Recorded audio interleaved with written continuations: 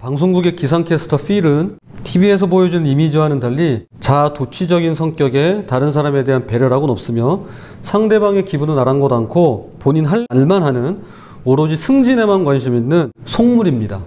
어느 겨울 그라운드 호그데이라고 하는 성촉절 축제를 취재하기 위해서 PD 리타와 카메라맨 레리와 함께 지방의 한 마을을 방문하게 되고 그는 축제를 즐기고 싶어하는 동료들과는 달리 서둘러 형식적인 취재를 마친 뒤에 곧장 방송국으로 발길을 돌립니다. 그런데 갑자기 예보에도 없던 폭설이 내리면서 도로가 통제되고 어쩔 수 없이 마을 호텔에서 하룻밤을 묵게 됩니다. 다음날 아침 6시 라디오 소리에 눈을 뜬 필은 서둘러 방송국으로 돌아가기 위해 호텔 문을 나서는데 뭔가 이상합니다.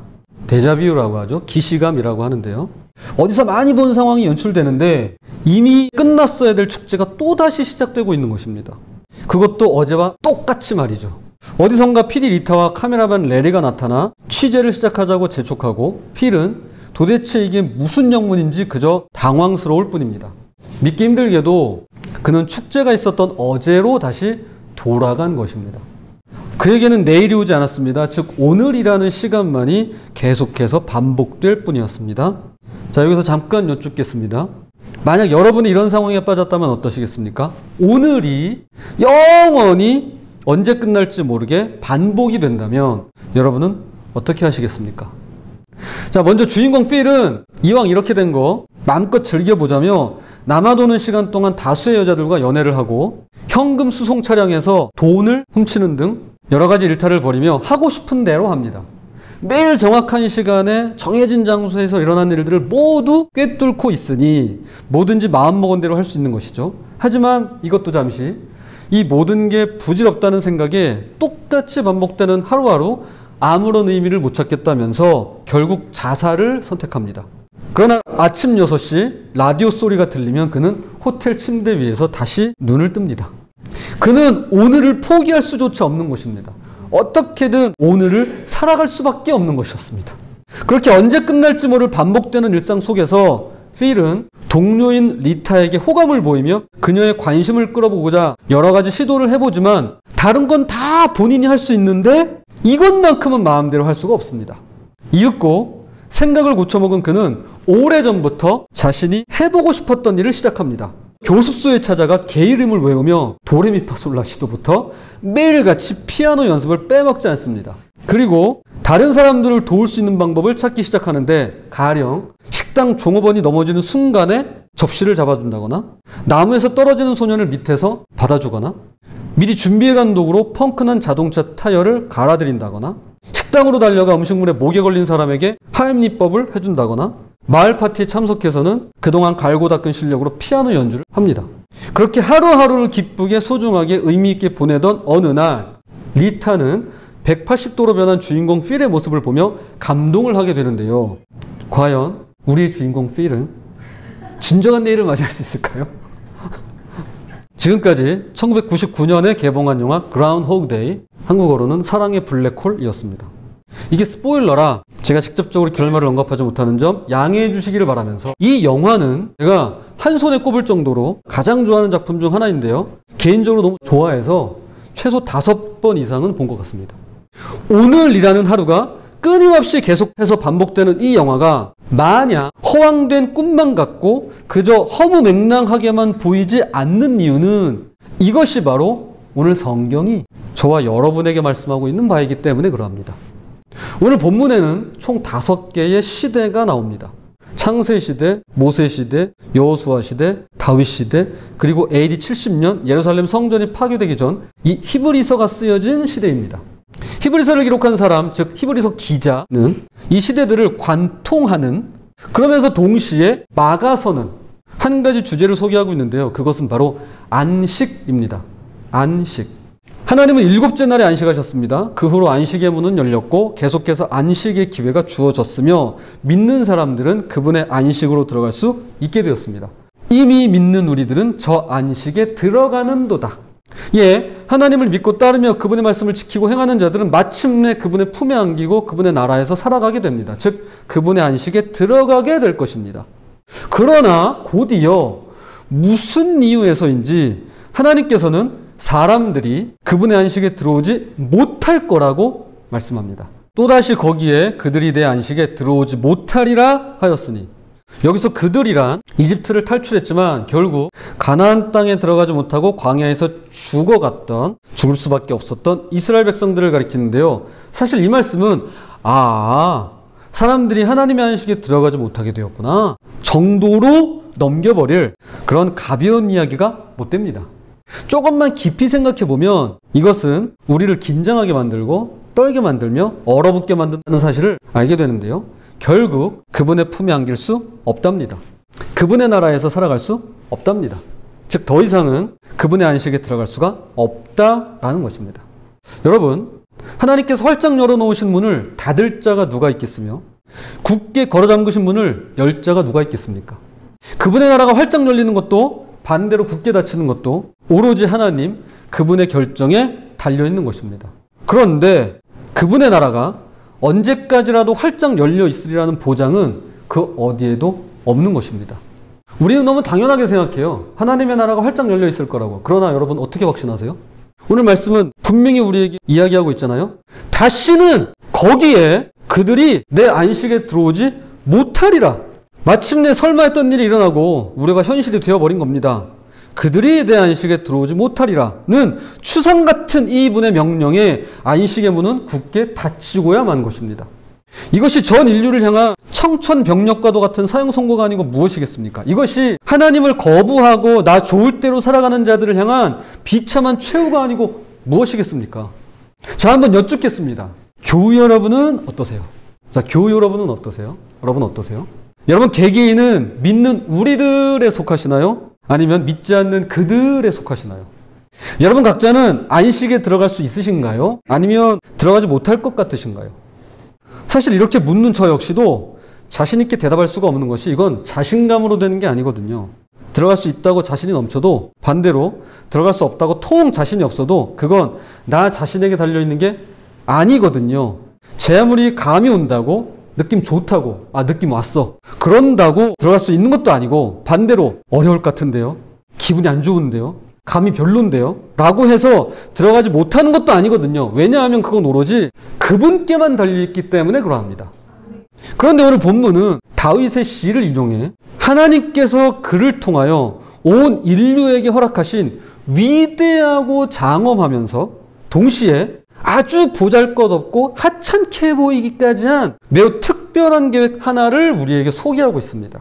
자, 그게 뭘까요? 이제 하나님께서 그곳에 들어갈 수 있는 기회를 다시 주셨습니다. 그 기회가 바로 지금입니다. 첫 번째 사람들이 들어가는데 실패한 이후 오랜 세월이 지나자 하나님께서는 다윗을 시켜 이 사실을 알려주셨습니다.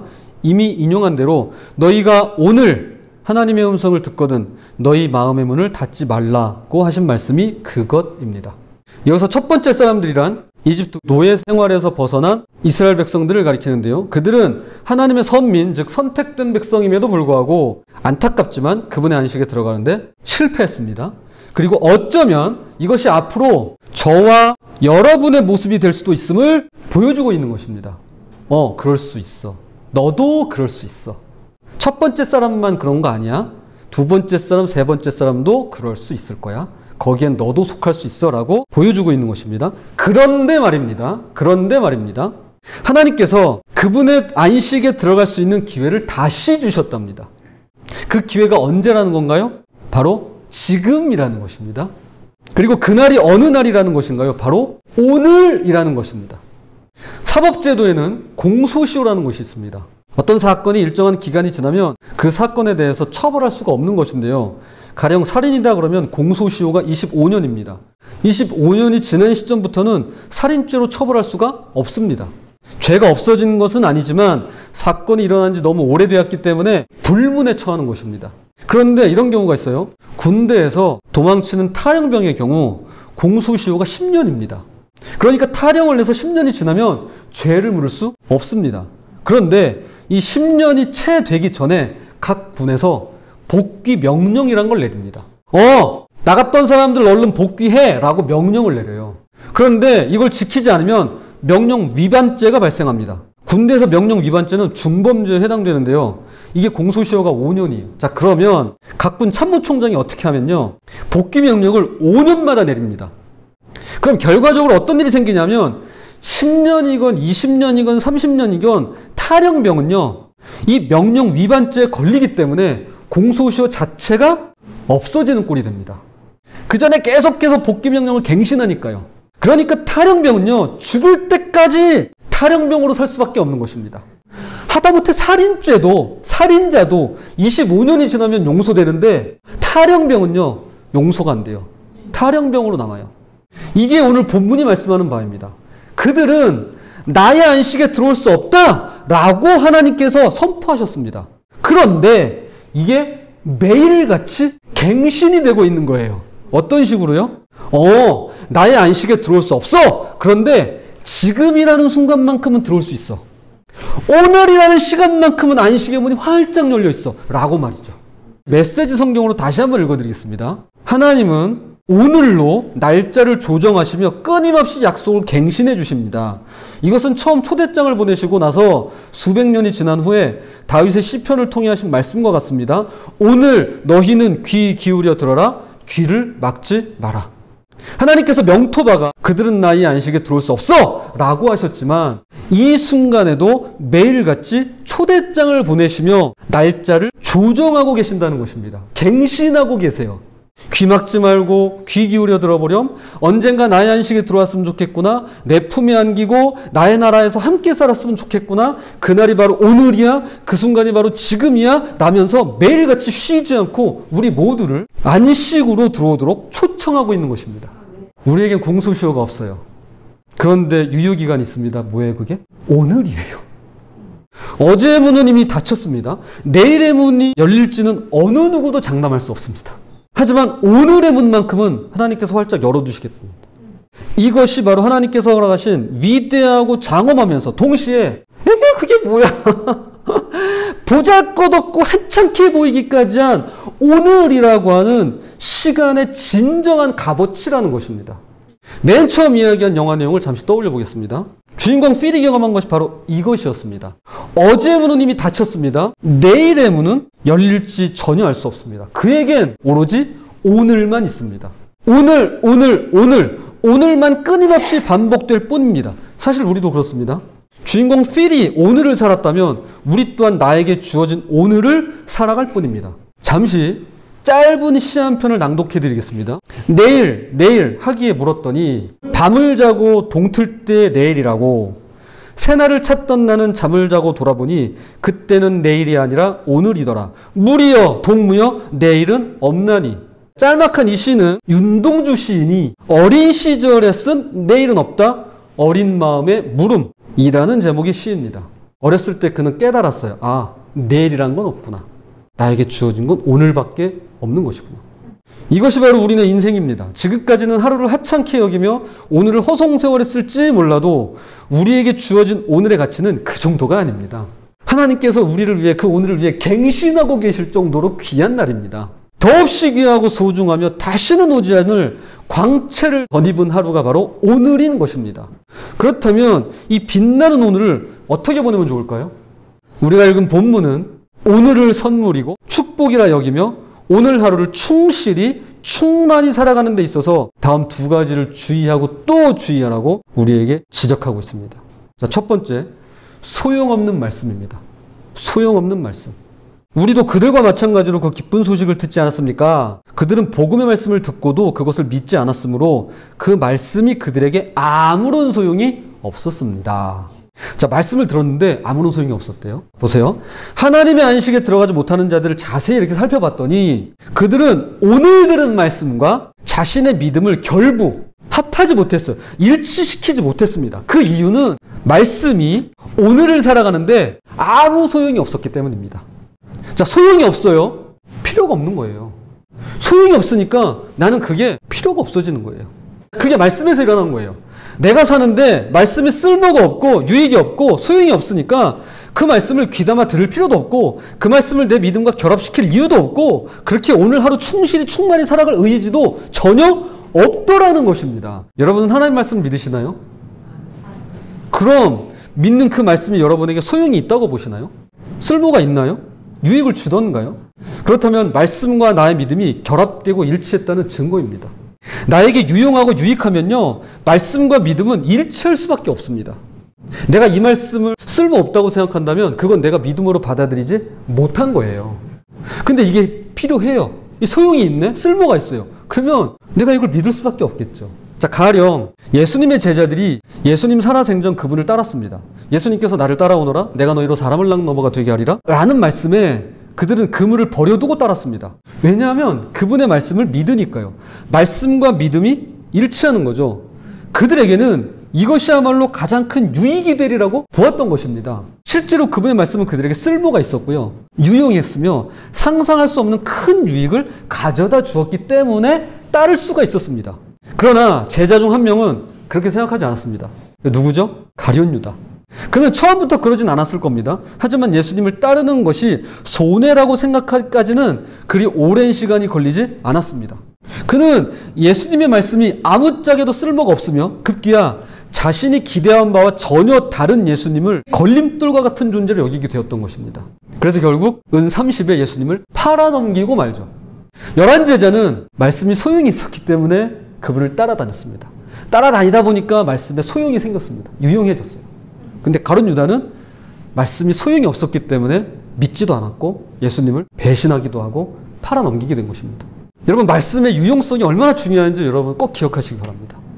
여러분 인생에 말씀이 필요하셔야 돼요. 그러니까 쓸모가 있어야 돼요. 말씀과 믿음이 일치하지 않으면 결코 예수 그리스도는 나에게 유익을 주는 존재가 될 수 없습니다. 도리어 손해를 가져오고 피해를 끼치는 존재로 남을 뿐입니다. 왜냐하면 내 마음대로 못하거든요. 내가 지금껏 말하고 살아온 방식이 잘못되었다고 하는데 그걸 수정하고 교정하고 바꾸라고 하시면 나는 전혀 그럴 생각이 없거든요.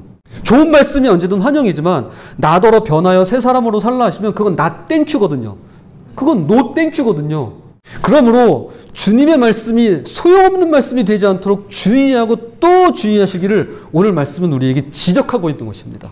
부디 그분의 말씀이 세상과 비교할 수 없는 유익함으로 경험되어 매일 반복되는 오늘을 충실히 충만히 살아갈 수 있는 능력의 말씀이 되시기를 바랍니다. 이어서 우리가 두 번째로 주의할 것은 바로 소용없는 말씀에 이어서 순종 없는 말씀입니다.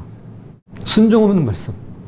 성경은 믿음의 경우와 같이 말씀과 순종이 일치하지 않을 때 안식에 들어갈 수 없다라고 말씀합니다. 그러면 거기에 들어갈 자들이 남아있거니와 복음 전함을 먼저 받은 자들은 순종하지 아니함으로 말미암아 들어가지 못하였으므로. 자, 분명히 들어갈 수 있는 기회가 생겼습니다. 지금 그리고 오늘이라는 시간 동안 말이죠. 그런데 어떻게 해서 못 들어갔대요? 순종하지 않았대요. 그러니까 나에게 주어진 오늘에 충실해지고 충만해지려면 무엇보다 주님 말씀에 순종해야 하는 것입니다. 동시에 주님 말씀에 순종할 때만이 나는 비로소 오늘이라는 시간을 충실하게 살 수도 있고 충만하게 살 수도 있는 것입니다. 오늘 하루 내가 잘 살았다? 그건요 다른 거 아니에요. 아, 내가 하나님 말씀에 순종하며 살았냐 안 살았냐를 보시면 압니다. 자, 얼마 전 뉴스 기사를 소개하면서 말씀과 순종의 일치, 곧 순종이 있는 말씀이 어떻게 삶에서 구현되는가를 설명드리고자 하는데요. 지난 8월 29일 경기일보는 세차게 내리는 빗길에 리어카를 끌고 가시는 할아버지에게 자신의 분홍색 우산을 씌워주며 함께 걸어가는 한 여성의 모습을 실으며 이렇게 썼습니다. 안산시 단원구의 한 거리에서 만난 분홍색 우산의 여성은 리어카를 끄는 어르신을 따라 1km 거리를 조용히 걸었습니다. 우산을 한껏 끼우려 자신의 몸은 몽땅 젖은 채 특별한 일도 별다른 일도 아니다라며 한사코 신분을 밝히기를 거부했습니다. 흉흉한 범죄가 빈번해지며 낯선 이의 접근이 두렵고 모르는 이의 친절이 의심스러운 시대, 콘크리트 사회 속 작은 유토피아에 조금은 감동받아도 되지 않을까요? 자, 여기 기사 전문이에요. 참으로 가슴 따뜻해지는 사진과 심금을 울리는 글인데요. 요새 보기 드문 훈훈한 뉴스입니다. 자, 그런데 그 뒷이야기가 있습니다. 이 기사가 나간 뒤에 경기일보에서 이 기사를 띄웠어요. 그런데 연합뉴스 TV에서 사진 속 주인공인 할아버지를 직접 수소문해서 찾아갑니다. 이분이 대형마트에서 파지를 주우시는 85세 할아버지신데요. 인터뷰를 하는데 놀라운 말씀을 하시는 거예요. PD가 사진 보여주면서 물었습니다. 할아버지, 그날 어디 가시는 길이었어요? 비가 와서 밥 먹으러 가려고 리어카 갖다 놓고 밥 먹으러 가는 길이었어요. 대형마트 앞에서 청소해주고 파지 얻어와요. 잠깐 기다리라고 해서 마트 가서 돈까지 뽑아서 네? PD가 깜짝 놀랍니다. 눈이 동그래져요.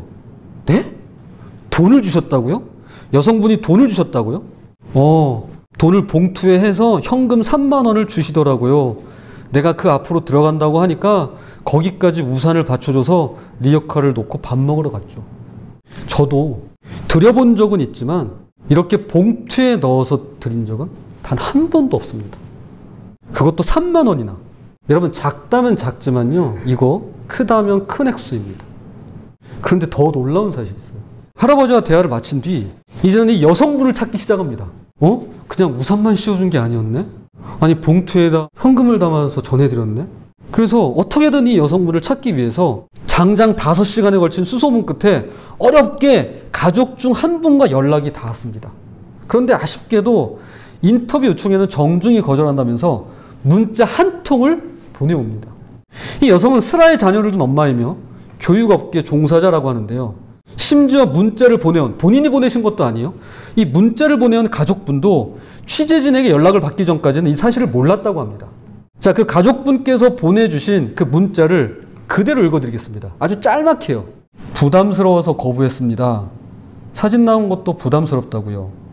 기독교 신앙이 있어서 해야 될 걸 당연히 했다고 전해달라고 합니다. 기독교 신앙이 있어서 해야 될 걸 당연히 했다고 전해달라고 합니다. 여러분, 이분 기독교인이세요.